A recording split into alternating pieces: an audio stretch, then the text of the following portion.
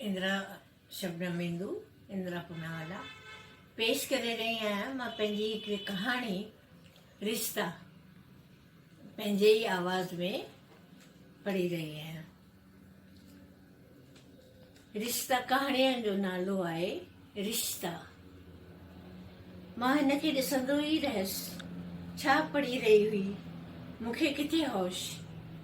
अजीब हालत हुई दिलि जी, चप ख़ुश्क अखियूं बसि हुनखे ई तके रहियूं हुयूं। अलाह गज़ब जी कशिश हुई हुनजी आवाज़ में, अजीब दिलकश हुई हिन जी मुर्क। जिते बि किथां ख़बर पवंदी मुशाइरे में संध्या अची रही आहे, बसि मां वञी हाज़रीननि में शामिलु थींदो हुउसि। संध्या सां हमकलाम थियण में मूंखे बेहद ॾुखियो कमु लॻंदो हो। गज़ल पढ़ण खां पोइ हू पंहिंजे में पाण में गुम थी वेंदी हुई। पासे जे वायुमंडल खां आसपास हूअ जेका हूंदी सा बिल्कुलु ई बेनियास थी वेंदी हुई। कोई हुनजी सूंहं जी साराह कंदो हो। हुनजूं निगाहूं अलाए किथे हूंदियूं हुयूं। हिकु मुर्क ज़रूरु हूंदी हुई। तंहिं करे सभिनी खे तसली हूंदी हुई त नाशुक्री कोन्हे। हेतिरी साराह करण ते हू अहसानमंदगीअ जो अहसासु ॾियारींदी हुई, हिकु मिठी मुर्क सां, पंहिंजाइप ऐं प्यार सां भरियल। मुशाइरे ख़तमु थियण खां पोइ सभु पंहिंजे ॻाल्हियुनि में पूरा थी विया हुआ। के साराह रहियो हो त को गिला करे रहियो हो। अरे बाप रे, उहो त मूं तरफ़ अची रही आहे। मुंहिंजे दिलि जी धड़कन तेज़ थियण लॻी। नमस्ते, संध्या कई। वाधायूं हुजनि तव्हांखे। मां वाइरो थी खेसि निहारणु लॻुसि। इनाम मिलण लाइ वाधायूं थी ॾियांव। तव्हांजे रुबाइनि जो इहो किताबु जेको हूंदो हो उहो मूं पढ़ियो हो। सारा ॿुधी अथमि। मूंखे अखियूं हेठि करे अखियूं हेठि करे शुक्र बजाईंदा। मां इनवर्टर आहियां। या तव्हां लॼारा आहियो या तव्हांजी पसंदि हमेशह कुंड में चुपचाप वेठा हूंदा आहियो। शायदि गहरो सोचो था इनामनि जे पुठियां इनाम खटंदा पिया वञो। मां अलाए छो कुझु ॻाल्हाए बि न पियो सघां। ॻाल्हाइण जो सिलसिलो हुन ई वधायो। मिस्टर दीपक, मां तव्हांजा सभु किताब घणो करे पढ़िया आहिनि। पंहिंजो लिखियलु रुबाइनि जो किताबु मूंखे ज़रूरु ॾिजो। चई अॻिते वधी वई, संदसि पंहिंजाइप मन खे भंइजी वई। मां पाण खे ख़ुशनसीब सम्झणु लॻुसि। यार दोस्त हसद ऐं हसरत जे निगाह सां मूंखे ॾिसणु लॻा। मुंहिंजे सोच जो सिलसिलो शुरू थी वियो। ज़रूरु हूअ बि मूंखे एतिरो ध्यानु ॾींदी हुई। तॾहिं त ईअं वहिंवार कयई। सुञाणंदी चङी तरह सुञाणे थी, ॼण त सालनि खां मूंखे सुञाणे। मुंहिंजो मन रोमांस ऐं रोमांच सां भरिजी वियो। 6 महीननि खां पोइ वरी हिकु मुशाइरो हुयो। मां अॼु ख़ूब सुठे नमूने सां तयारु थी आयो हुउसि। सुठो कुर्तो पाजामो, जैकेट, शाइरनि वारी शाल बि कंधे ते रखी हुई ऐं घर वारे खां लिकाए पहिरियों दफ़ो पाउडर जो पफ बि लॻायो हो। मां पंहिंजे पाण खे बि वणणु लॻुसि। मुंहिंजी लिखियलु रुबाई मजमू, उनखे सुहिणो कवर लॻाए अंदरि हिकु गुलाब जो गुल बि रखियो।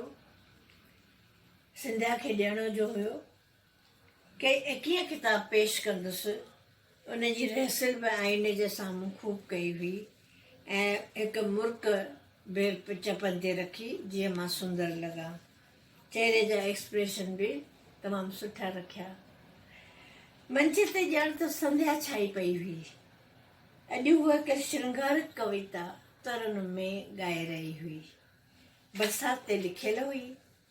हिकु गीत हो। संदसि अंदाज़े बयान त घणेई क़ुर्बान थी रहिया हुआ। गुलाबी कपिड़ा पातल हुअसि। हुनखे तकड़सि ॾिनो मूं गुलाबी, छाकाणि हुन गिल चप ड्रेस ऐं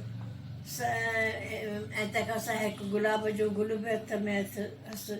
हल्कियूं पघर जूं बूंदियूं, शबनम में बूंदियूं सरस निर ते चमकी रहियूं। ख़ुश्क मां वरी हिकिड़ो ख़ुश्क नीरस कविता पढ़ी वञी कुंड में वेही रहियसि।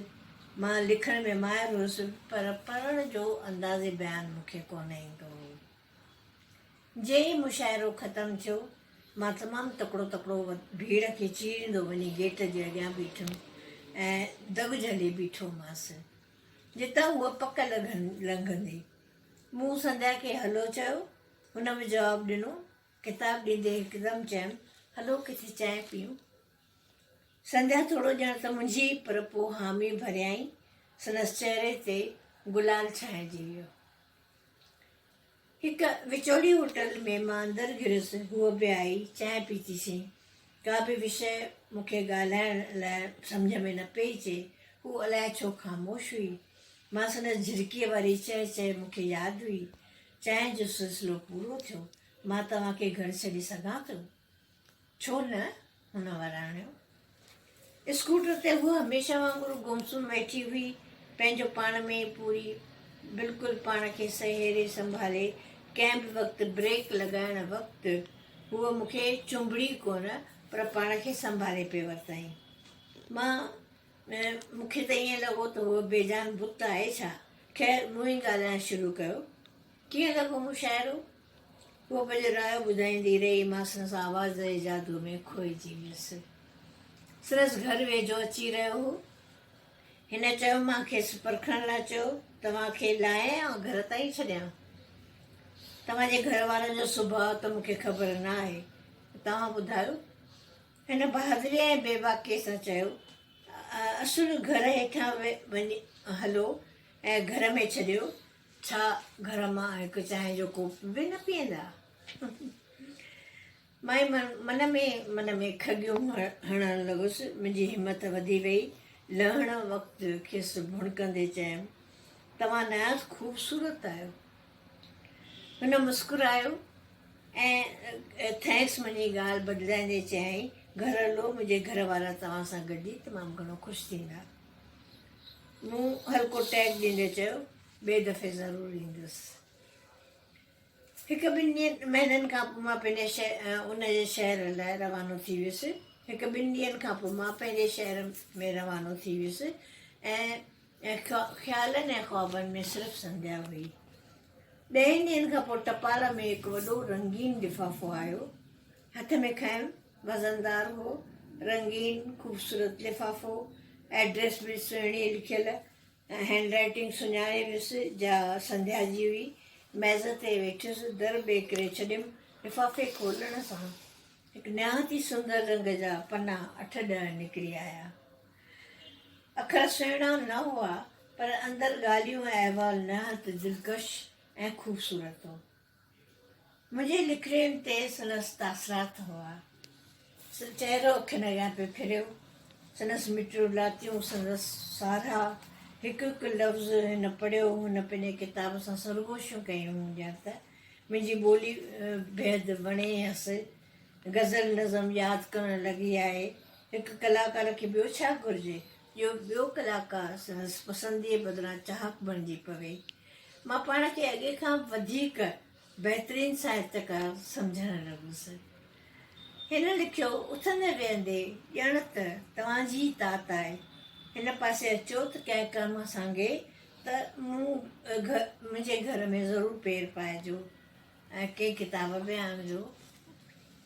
मूं कंहिं न कंहिं बहाने सां हुनजे शहर वञण जो ऐं गॾिजण जो सोचे वरितो। ख़त लिखियो, 2-3 ॾींहं खां पोइ शहर में अची रहियो आहियां। मूंखे हिनजे शहर अचणु पंहिंजे मिटनि माइटनि जे घर मां लथो हुउमि। फ़ोन कयो, आवाज़ु मुंहिंजो ॿुधी, मुंहिंजे घर अचो, हलिया अचो, हाणे ई हलिया अचो। मां मुंहिंजी पियुसि। मूं खेसि शाम जो वक़्तु ॾिनो हो। पहिरें त मूं खेसि ॿाहिरि गॾिजण लाइ चयो। संदसि घर में न, पर उहो बार बार चई रही हुई त घर अचो। मूंखे संध्या ते ॾाढो गुस्सो अची रहियो हो त घर बि छा गॾिजण जी जॻहि आहे। मां संध्या लाइ जेको किताबु खणी आयसि, बेचैनीअ सां हुनखे तन्हाई में गॾिजण जी तमन्ना, हुनखे सदियुनि सां न मिलंदड़ प्यारु ॾियणु। गुस्से में मूं हुनखे मोगी, मोथी, छसी बि चई छॾियो। वरी ख़्यालु पलटो खाइण लॻो, थी सघे थो उहा केॾी रहंदी हुजे ऐं हुनजे घर में का दिक़त न हुजे, उन लाइ बार बार घर थी सॾाए। घर में तनाई जो वायुमंडल हूंदुसि अलाए न, ऐं शायदि मां बेवकूफ़ आहियां। औरत खे सम्झणु ॾाढो मुश्किल आहे। थोरा किताब पढ़ण सां खयमि, दरकंदर दिलि खुमारियल मन शरीर सां मूं दरवाज़ो खड़कायो। दरवाज़ो खोलींदड़ हिकु 8-10 सालनि जो छोकिरो हो, सुहिणो मटोल नंढिड़ो बिंदरो। चई, हलो अंकल, मम्मी तव्हांजो इंतज़ारु करे रही आहे। मां वाइरो थी वियुसि, अंकल तव्हांजो फोटो किताबनि में आहे, मम्मीअ ॿुधायो तव्हां अॼु हिते अचणु आहियो। वियो। मां हींअर नंढे ॿार जी सियाणप ते ऐं उहा गुफ़्तगू ॿुधी वाइरो थी वियुसि ऐं थोरो नाराज़गी बि संध्या ते आई त अचणु शुरू थी त घर में माण्हू अथसि, मूंखे घर में छो पई सॾाए। ख़ैर छोकिरो पाणी जो गिलास खणी आयो, बिस्किट बि खणी आयो। हलो अंकल, स्वागत आहे। मम्मी बसि एजा अचे थी। मूं ॿी बि छोकिरी हली आई जेका सांवरी हुई ऐं हाल अहिवाल वरितो। ॿई कलाकार, छोकिरो ऐं छोकिरी ॿई कलाकार हुआ। मूं ॿिन्ही ॿारनि खां हाल अहिवाल वरितो। छोकिरी नृत्यकी, पेंटिंग में माहिर हुई ऐं गरम जोशीअ जो स्वागत ॾिसी मूंखां ॿई ॿार ॼण त बलहार पई विया। संध्या बि अची वई। ॿारनि खे मिठी छिरब ॾींदे चयाईं, अंकल खे ईअं त तव्हां कबो आहे छा? मूं ॾांहुं माफ़ी तलब निगाह संजाड़े चई, तव्हांखे घणो तंग त न कयो ॿारनि? तव्हां सां मूं मुस्कुराईंदे चयो, न, मूंखे उहो बि विसरी वियो त मां तव्हां सां गॾिजणु आयो आहियां। ॿारनि में एॾो मशगूल थी वियुसि। ॿिनि ॿारनि जी कशिश ऐं प्यार में ॿधिजी वियो हुउसि।